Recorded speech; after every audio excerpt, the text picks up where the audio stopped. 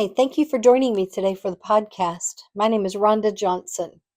Today we're going to talk about dealing with disappointments.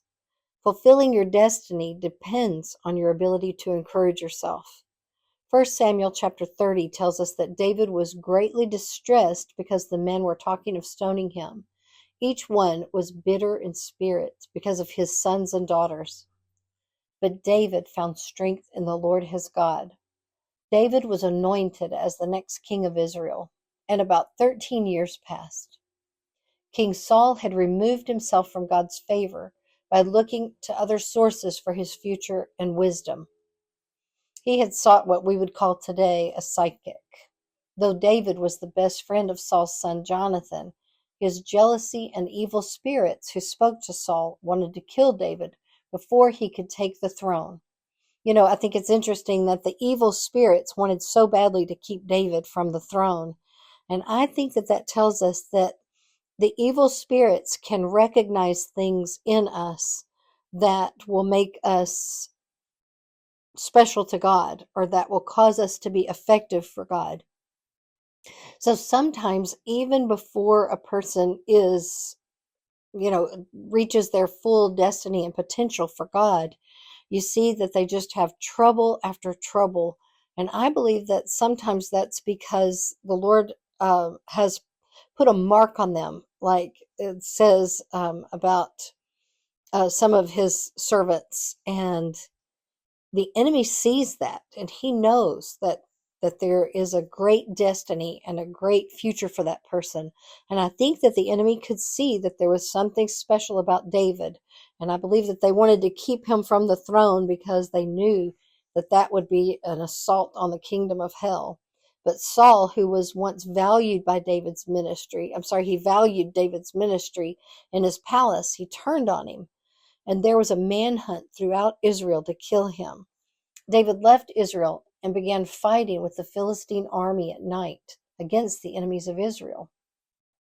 David's mighty men were a group of about 400 to 600, and David invested himself completely in him. The word says that they were a ragtag bunch of misfits, and David trained them to be capable soldiers and men of courage and might. We know from what we read about Uriah the Hittite that he was a really upstanding, wonderful man, a man of integrity. And so we know that these other men must have been like Uriah, that David had really shaped them into good men. And so when the Philistines went to battle against Israel, though, they sent David and his men back to Ziklag.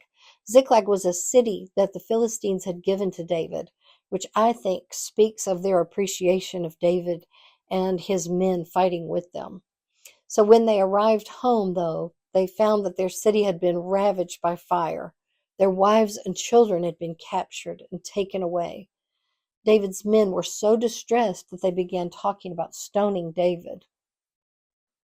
David had been rejected by Saul, and his nation was hunting for him.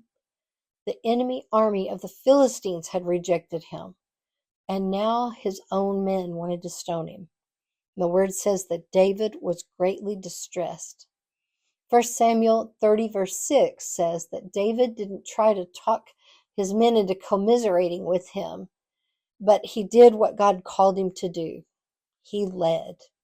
In verse 7, David said to Abiathar the priest, "Bring me the ephod." David was going to pray. That's what this tells us. And he asked the Lord, he said, "Should I pursue this raiding party? Will I overtake them?" "Pursue them," the Lord answered. "You will certainly overtake them and recover all." When everything that could possibly go wrong has surprised you and is even worse than you could imagine, strengthen yourself in the Lord. Encourage yourself. What can you thank the Lord for? Thanksgiving and thankfulness are some of the most powerful words you can ever say. They cause you to focus on the Lord, to think of good things, and it changes your heart and your attitude. Then go to the Lord in prayer and inquire of Him. Ask specific questions of the Lord. Ask Him, "Should I quit? Are you done with me?" Ask Him. Can this marriage be restored? Is this friendship too far gone? Should I just forget about it and move on? Then wait on the Lord and allow the Lord time to answer. Your next thoughts just may be the voice of the Lord. Not long after this, David became king, and his destiny was fulfilled as one of the greatest kings of Israel. Your destiny may also be determined by your ability to navigate times of deep distress.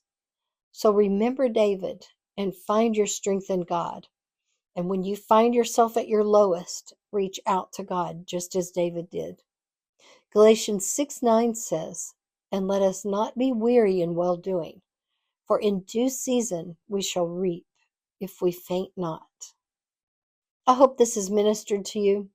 I hope that you're having a wonderful day and that you're blessed and that the favor of the Lord is on you. Have a wonderful day and God bless you.